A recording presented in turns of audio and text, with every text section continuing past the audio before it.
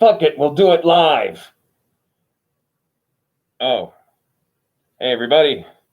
Welcome to Thunderdome Live. It's another exciting episode.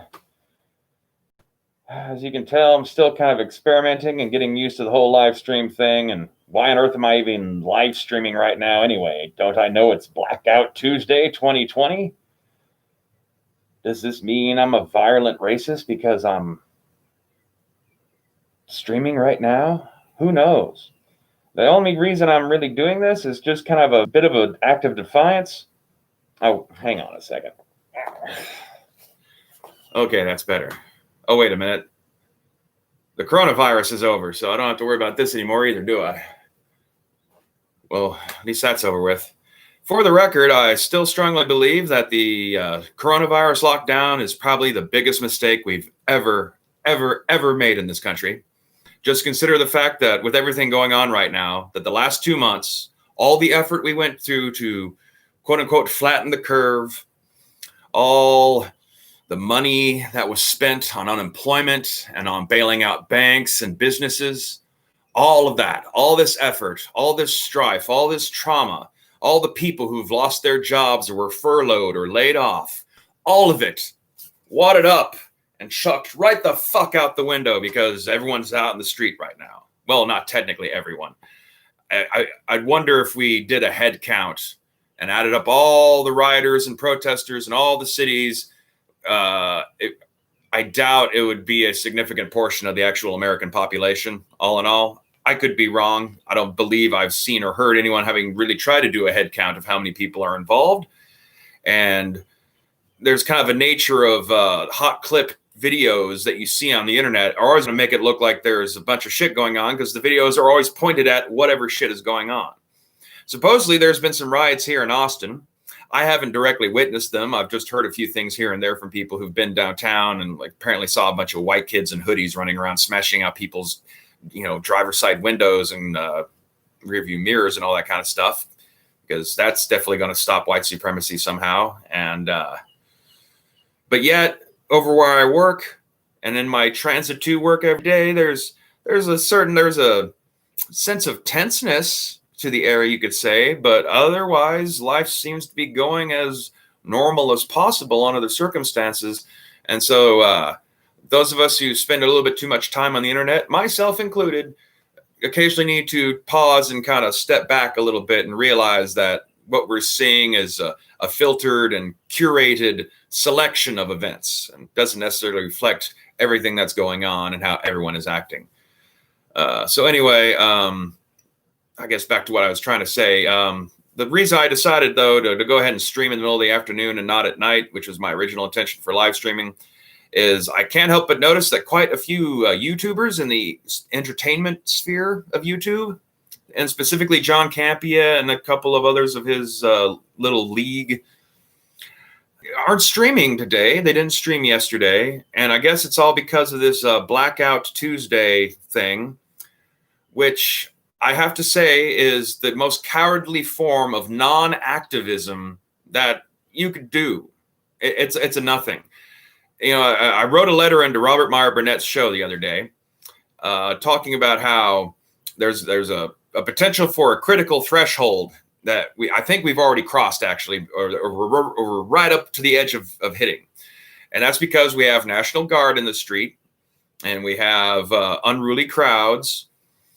And it's not even that they need to use violence on the crowds to disperse the crowds and force them to go back in. The violence is when perpetrated, especially by an authoritative institution, isn't always just for the person receiving the violence. It isn't just for the victim. The violence is a display so that everyone who gets to see that violence gets it in their head that, oh shit, maybe I shouldn't be doing certain things because I don't want to be shot in the face with a tear gas grenade or anything potentially worse that's coming down the line. This is a moment where, if people's convictions actually aligned with what they say they support and what they say they believe in, then everyone should be pouring out in the streets right now to go call the bluff on the fact that there's not enough National Guard out there to subdue an entire city's population. But no, instead I see stories about people going to gun stores a lot. There is a quiet bubbling dissent in the ranks amongst the LGBT community that I can't help but notice, and I guess I'm a part of. There's it's just kind of just endless little signs that the majority is not really in line with this and does not want this. I very much believe that there is a point where if a population doesn't ever receive proper justice, and if a population, no matter what they've done to try to change things, still keeps receiving the same results, you do get a point there when you are left with no other legal recourse. Rioting is basically the only option you have. But when it crosses a certain level where it's not like a localized phenomenon, it's not like this is the LA riots back in the 90s. That was just one city. But if the LA riots had spread across the entire country, is kind of more what we're seeing right now. And in that instance, we can't afford civilization to be destroyed. I know we all hate the system. I myself have real strong anti-corporate kind of tendencies, and that a lot of the things I've been seeing online the last few days is, like bring all that back up. I'm not anti-capitalist by any stretch of the imagination, because I fully understand that this infrastructure of trade of goods that we have around the planet has to be run with money. Because otherwise, the only thing that'll keep it all pumping and keeping us all fed so that the entire world doesn't starve to death in the matter of a couple of weeks to a couple of months, if we wanted to keep that running and pulled the money out of the system, that would mean that we would all be enslaved. When you're working for free, that's slavery. So I'm not exactly sure how you can achieve equity by destroying the system, or how humane and pro-humanitarian you are for proposing destroying the system. Because without anything to replace it, how's everyone going to eat? We can't afford to live in that kind of free-for-all. Most cities will starve and eat up all their food real fast because of global distribution of food goods. It's all spread out, like kind of jokingly, but it could be a thing. But in a couple of months, it's going to be real amusing to see all these vegans who are, pro tearing down the system having to eat their own comfort dogs because they have nothing else to fucking consume. In order to be able to have a vegetarian diet, you have to be able to draw resources from a wide area if you want to have any sort of variety to your diet. But similar, you can say that even for meat eaters. It's not like this country produces a whole lot of variety in meats. We basically always just have the same three things: chicken, beef, and pork, which is sad, but I have nothing to do with that. But anyway, we can't afford to allow the system to collapse. And so it puts a lot of people who might not otherwise be aligned towards that, philosophically speaking, that now we're in a push comes to shove moment.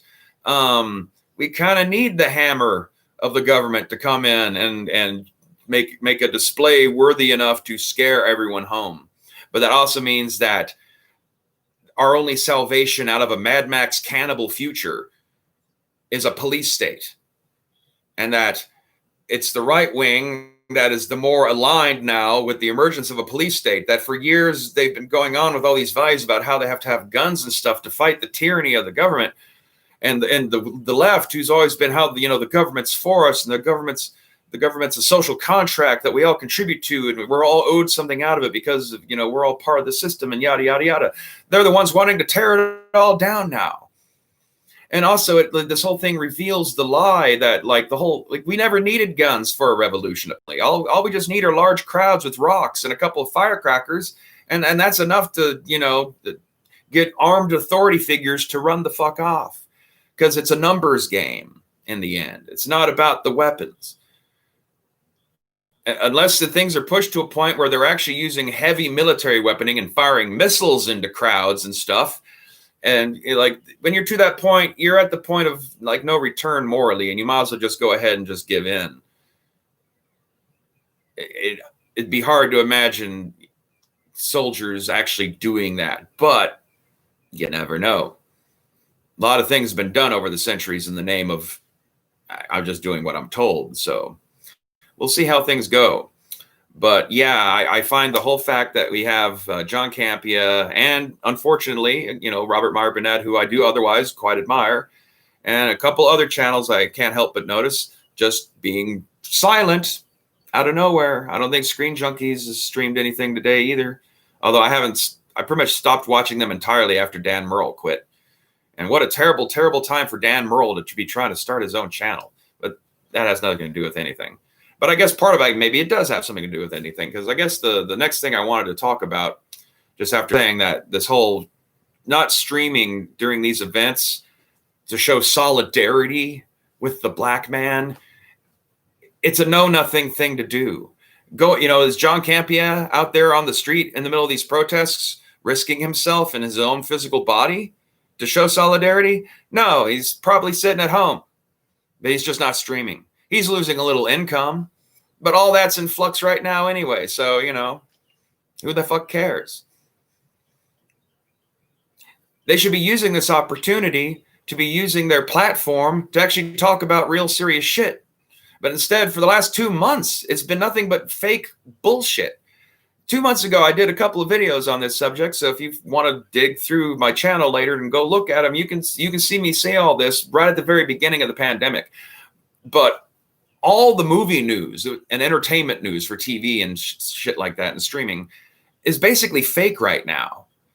Everything they're saying is just a giant question mark whether or not it's ever going to get made or ever even going to get released. We don't really it's hard to digest yet exactly what this week-long plus of writing we've been going through already is going to have, in terms of economic effects for July. But are there going to be any theaters open that aren't risking themselves being targeted and attacked and burned down if this hasn't been shut down harshly by then? To show Tenet? Is Black Widow ended up going to have to just be forced onto a Disney Plus stream kind of thing, just so they can trick a few more people to come on board to Disney Plus? It's all fake. It's bullshit. I think the main reason why they're going to all this trouble to be telling us about it, we got these new Star Trek shows coming out and we're developing some stuff for Star Wars and J.J. Abrams is going to swoop in and save Superman, which... why is Hollywood so blind to J.J. Abrams and what he does? But it's all besides the point. All the reason that they're doing that is so that they can get money out of their investors and to keep their investors reassured about the fact that money that they already sunk into things that they should have already been seeing returns on by now are having to be put off and put off and put off with no knowledge if they're ever going to get their fucking money back, if these movies are never able to be put into theaters properly so they can actually generate the cash that they're intended to generate. It's all fake. And for months, I've been watching these channels just talking about just bullshit about Robert Pattinson and just, pick anything out of a hat. And here's solidarity by literally doing nothing. What a completely just weak way to take a side. Literally, it is the laziest thing you could do. So... in this instance, fuck all of them. And welcome to the King Waspinator channel. This is the second time I've live streamed since my internet got fixed last week. So I'm not promising that this is going to be the best of quality. I'm still getting used to this. If anyone who is watching would like to throw something into the chat or something to talk about, that might actually help a little bit, because I hate just free balling to myself alone in a room, which is unfortunately what it feels like sometimes. Anyway, something else I wanted to bring up that has been popping up on my Twitter a lot, and that is a subject I have been long involved in. But there's a lot of virtue signaling from various brands, as we all know, which is one of those things that just triggers that anti-corporatist part of me, because, most of the companies that are making these virtue signals about how they stand with whatever, they're doing it out of a guilty conscience. Star Wars stands with black people? Bullshit. Were you standing with black people when you let Chinese marketers shrink John Boyega's image on the episode 7 poster? What was that standing with black people and standing up for them? Fuck no. You're fucking multi-million dollar, if not a multi-billion dollar movie company. You can suck my ass with your fucking bullshit about who you stand with. It's posturing because you don't want people calling you naughty words on the internet and affecting your brand, your precious brand. But the one that I want to talk about is the Star Wars. Similar though to Lucasfilm and some of the posts they've been putting out, Wizards of the Coast and the producers of Dungeons and Dragons and other role-playing games have also been making a lot of similar noise. And once again, guilty conscience. As soon practically as D&D stopped being given shit from right-wing people back in the 80s and 90s about it being satanic, it started being attacked for being racist. And that's the whole core of why they've been virtue signaling and increasing waves over the last couple decades. But, you know, I've been around D&D for a long time, back to the AD&D days. The AD&D was the first type of AD&D I ever played. You know, a couple months ago, or maybe just a month ago, there was like some stink about orcs being a racist trope and all this stuff. And Sargon of Akkad had a live stream where he was making fun of it.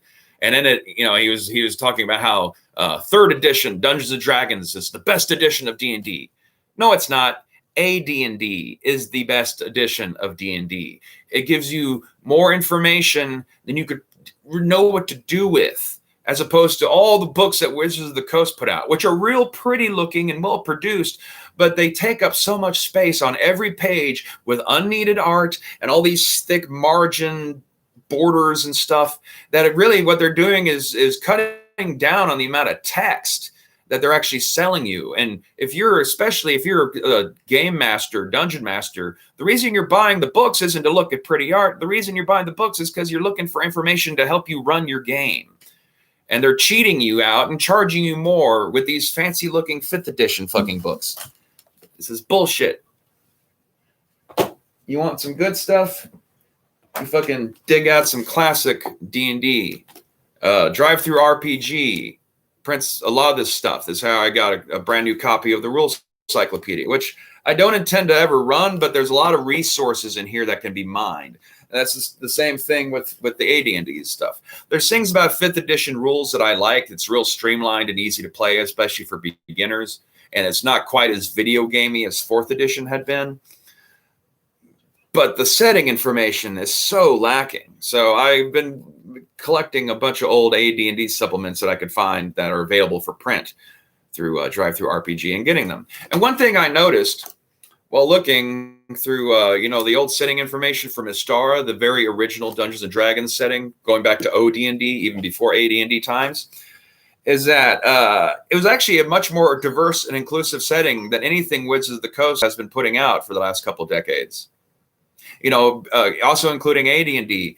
Old D&D had cultures and settings that were based on, medieval Europe, but they also had cultures and settings based on Middle Eastern society, Central Asian society, East Asian society, Native American societies, African societies, and Aboriginal societies, and so on and so on. Whereas modern D&D, ever since Wizards of the Coast has taken over it, and possibly because of the popularity of the Lord of the Rings, has leaned more and more in these very Eurocentric type settings that are always reminiscent of medieval Europe and draw heavily, exclusively from European mythology, with the exception of a few things that are considered to be classic, iconic D&D monsters, but always for some reason stuck in the middle of a forested northern land like Germany instead of some, Middle Eastern desert like the creature in question should be.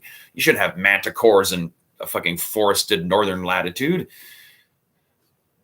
Anyway, though, it's Wizards of the Coast, like all their settings they publish now, they haven't rebooted Al-Qadim.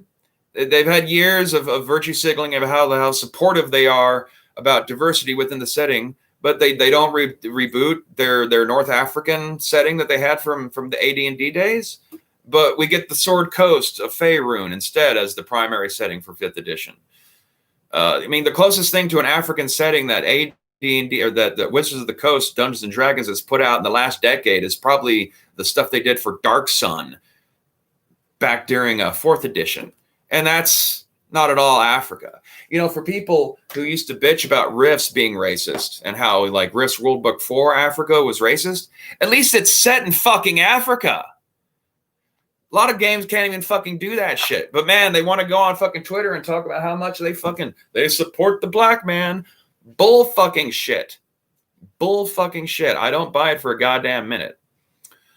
Okay, but I guess that's about everything I wanted to say on that little rant. If I don't get any interaction here on the chat, I don't know how long this stream is going to last. I have a few other little things I just wanted to kind of just do to fill time. But once again, if you have anything you'd like to talk about, right there, you can do it. You can do it, guys. So anyway, I'm going to go browse Twitter for a few moments and see if there's anything fresh that's interesting to comment on. So let's see, refresh that shit. Yeah. Oh, is live streaming making my internet go slow? Here we go. Come on. When I first moved into this house 2 years ago, the internet has been shit the whole time. So attempts to live stream have like crashed on me pretty damn reliably. And so I haven't really been bothering with trying to get into the habit of live streaming or trying to do any kind of Skype interaction on other people's channels or have interviews or anything like that. But last week, Spectrum came out and apparently finally found the core of the problem. Some squirrels had chewed up some cables that were a little too close to some of the trees in the backyard. Wonderful landlord I have, by the way. And now that that's fixed, everything seems to be working. So I'm going to try to like stream around 1 a.m. Central Time, North America. And like I said, the main reason I'm doing this right now at this time of day is, well, there's kind of a lane open because all these damn channels have decided that they're not going to stream because they're so black and proud, even though they're all white. And yeah, I guess just an act of defiance. I mean, a couple of days ago, I basically was told that I'm too white to be LGBT, which is like a giant fuck you is really like the only way to respond to that. And it's put me in a sour mood to a lot of things that I might otherwise be sympathetic towards. And I'm trying not to let it bother me too much. But the whole notion that I'm not supposed to be able to use social media today because I'm white, no, fuck that shit. That doesn't help anything. That just breeds more resentment. It's almost like people who come up with some of these hashtags are like CIA PSYOP agents just trying to sow dissent in the country. They've so practiced at fucking blowing up other nations. Why not do a little work in their own backyard? Anyway, let's see what's going on Twitter. Dave Rubin posted a video. There's really no point in me commenting on videos because then you just have to sit and watch me watch a video quietly for a second. No one wants to do that. Some more stuff from Ice-T. I have been enjoying Ice-T. He leans a lot into the everyone's united in this kind of mind frame, which I like. I've always been a fan of Ice-T since I was about 10 when OG Original Gangster first came out. And, I was a fan of his movies and stuff for a long time, although like from about 2000 on, I can't really think of anything I've seen with him in it. So, he did do some narration in The Other Guy or whatever that Will Ferrell and Mark Wahlberg movie, The Other Guys, whatever. Longtime fan of Ice-T, and whereas I don't necessarily agree with every last thing he's been saying on Twitter for the last couple of days, I sympathize. I get where he's coming from, and I appreciate that he's not being quite as fuck the white man as some other people are. Also, I like the fact that he makes a point of pointing out that he's not a Democrat or a Republican. I'm totally on that fucking page. So,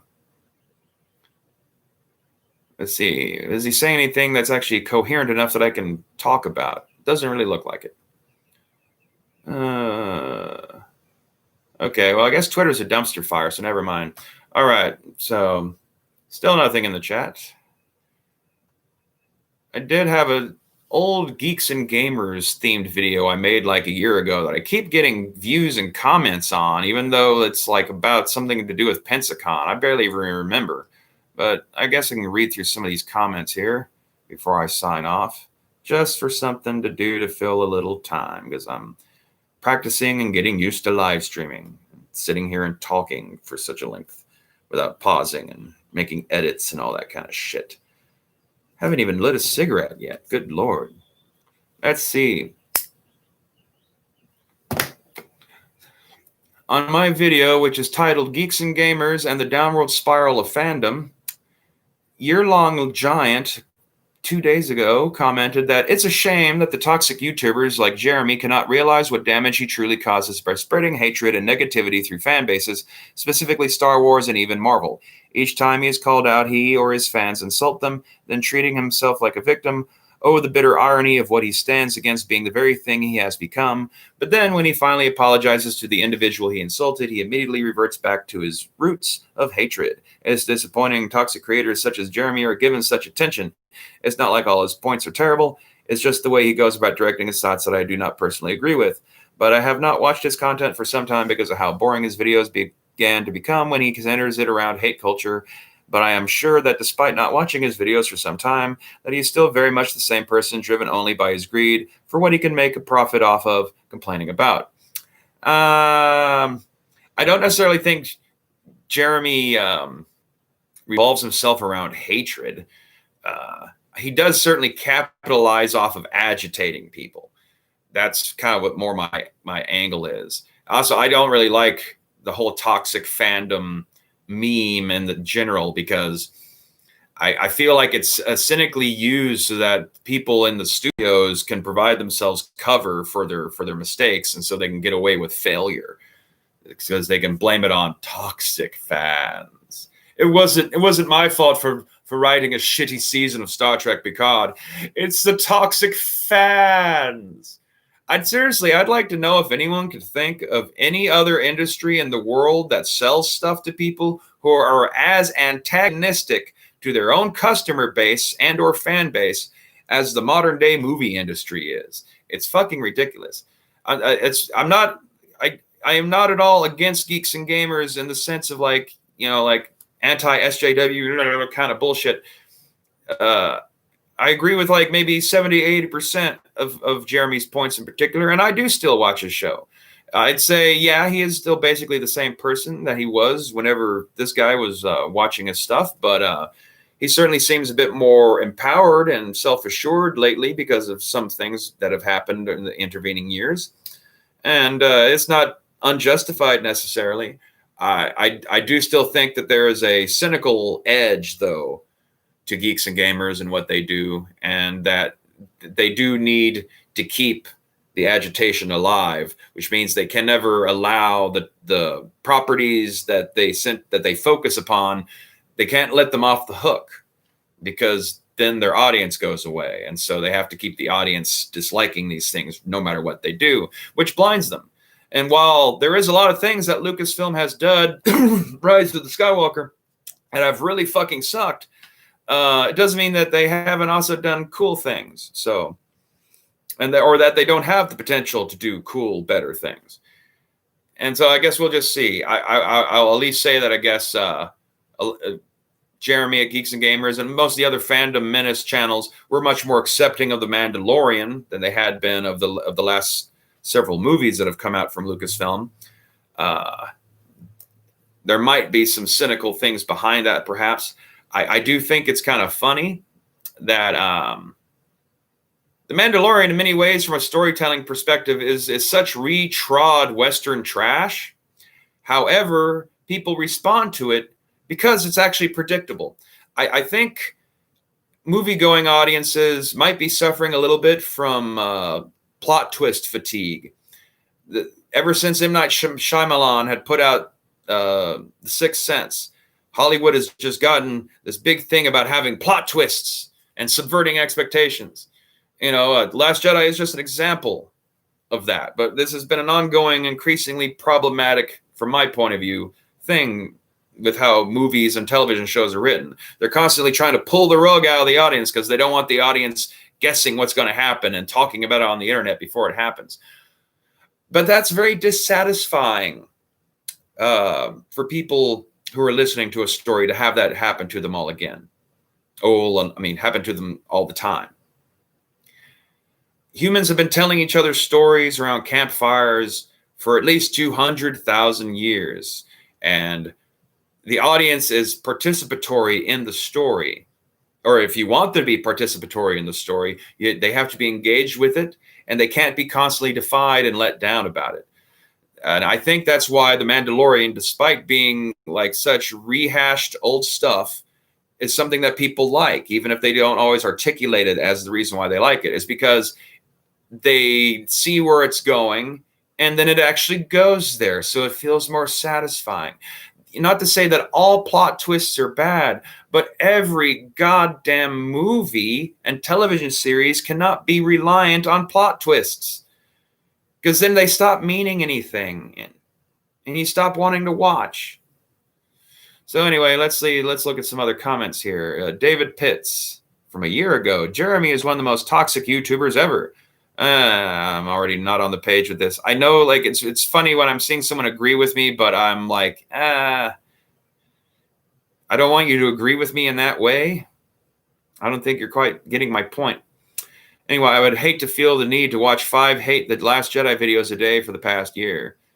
If you want to see the best YouTube review for a Star Wars movie that has not been already hammered to death into the ground by every channel out there, I somewhat facetiously decided to do a full movie review / commentary for the Vivid Entertainment Star Wars XXX parody. It's in 2 parts. It's fairly recent in my channel. All you have to do is just go back the last couple weeks and watch them. There's nothing pornographic shown. Basically, I'll show clips from the movie and comment on it. And then when they get to the, shall we say, the big action scenes, it's just entirely me commenting on it. And I skip large chunks because they drag on too long. But I think it's amusing. It's a little meta. The whole thing is supposed to be commenting on how seriously everyone takes Star Wars movies, because I'm sitting there watching a Star Wars XXX parody and purposely being way too serious about how it's breaking canon. So feel free to watch it and check it out sometime later. I'd appreciate the views and the likes. I need likes to live. I need subscribers to feel valid about myself. Please. David Pitts again. I wish other people would speak out on this. You can now notice a lot of small channels jumping on this hate Lucasfilm agenda to try and build their own viewing base up. Yeah, and I've been resisting that. And I think in some ways that hurts me, though, because especially with some of the when I was doing reviews for Star Trek Picard, back when that was on the air, I was doing a review for each one after watching it when it came out. And at first I was trying so hard to be positive about it. And all that just leads is just a bunch of disingenuous stuff. And I guess, you can tell when someone's opinion isn't really being generated from a place of honesty. But Star Trek Picard had so much shit happen at it towards the end of that season that I broke down and I just couldn't put up with it anymore. So the last couple of Star Trek Picard reviews are much more of the fuck these people and the ridiculous bullshit they're doing with my property. I hate to say it, but I've actually found that since Picard went off the air, the couple times I've tried watching The Next Generation, it's kind of ruined it for me. So congratulations, CBS All Access, you fucking wanks. Open-minded metal elitist a week ago said the clitoris is the most sensitive zone of the female anatomy, not nearly as sensitive as geeks and gamers talking about Brie Larson. Yeah, I'd agree with that. Bronze Alive. No matter what Disney does with Star Wars, good or not, they put a negative spin on it no matter what, even if a new trilogy is made by a decent creator and they release something remotely decent. People will still find a way just for clicks, like they go on about Disney not having a plan in the sequels, yet when Disney is clearly planning the High Republic era, these people still bash Disney for that. I thought we were supposed to get better, not just continue trashing things. I don't think they were bashing the High Republic stuff because they were planning it. I think they were bashing the High Republic stuff because of some of the things they were including in the planning of it, by feeling like they had to emphasize diversity, which, does anyone even really need to say that out loud nowadays? Do they really need to have written that down on a chalkboard? Like motherfuckers don't know going in that you might want to stick like 1 or 2 brothers in your cast? To me, that was more like they knew that was being filmed. They knew that was going to be put it online. So they knew they better fucking write that shit in there so that people who don't hear them say it and are literal minded idiots are going to assume that they don't care about diversity. So much of what's wrong with this world is the fact that too many people take every last single thing they hear out of someone's mouth as literal truth. You know, it's one thing on the text-based sites like Facebook and Twitter where people can't hear your vocal inflections or see your body language to take words out of context because you're introducing your own mental voice when you're reading something that's text. And so it's possible to not understand that you're reading something sarcastic. But in video format, if you can't tell that someone's pulling your fucking leg, man, I don't know how to help you. And so we got one last comment here from Dex Star. G plus G is identity politics, trash clickbait channel. Yeah. It's great that this video, and we've had all these anti-geek and gamer people been watching it and leaving comments and likes and all that kind of stuff. It'd be interesting if any of that would ever translate to people hitting the fucking subscribe button. I mean, is it YouTube? Is it me? Please validate me. Please. Oh, well, I'm being sarcastic, obviously. So, got about almost 40 minutes into this. Still nothing in the chat. So that's about all I really had planned. Talked about how cowardly it is that we have all these YouTubers not broadcasting today. That you're not helping anybody by doing that. You should be using your platform to talk about serious subjects because right now all the stuff you're talking about is fake bullshit. And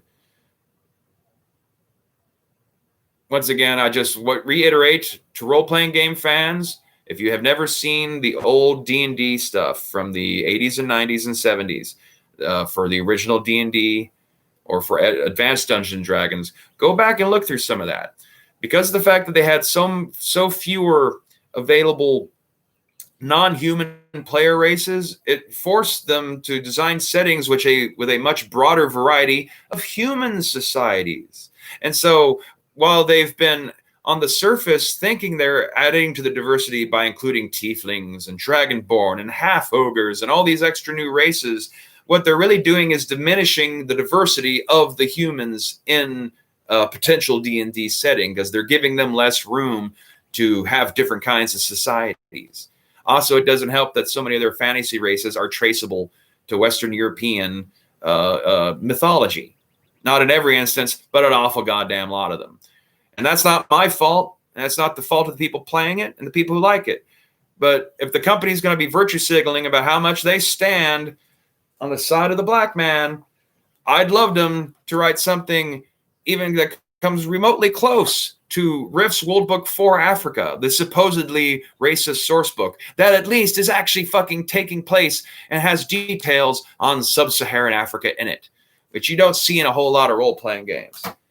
Even in reality, as much as I might give AD&D credit for having an Al-Qadim setting, that's North African, Middle Eastern type stuff. And for some reason, as much as we love being anti-colonialism, we keep ignoring the fact that much of North Africa are still remain to this day colonial states controlled by Arab colonists, but they get let off the hook because even though they're also Caucasian, they're a few degrees darker Caucasian. So that doesn't make them Caucasian anymore. Whatever. Anyway, I guess y'all have a good one and all that kind of shit. Be sure to check out at KWaspinator on Twitter. I could use some followers because basically I'm just posting into the ether. I like sharing music videos. I'm doing a hashtag apocalypse music thing at night, or at least until I get bored of it. And I'm bored of this, so see you later.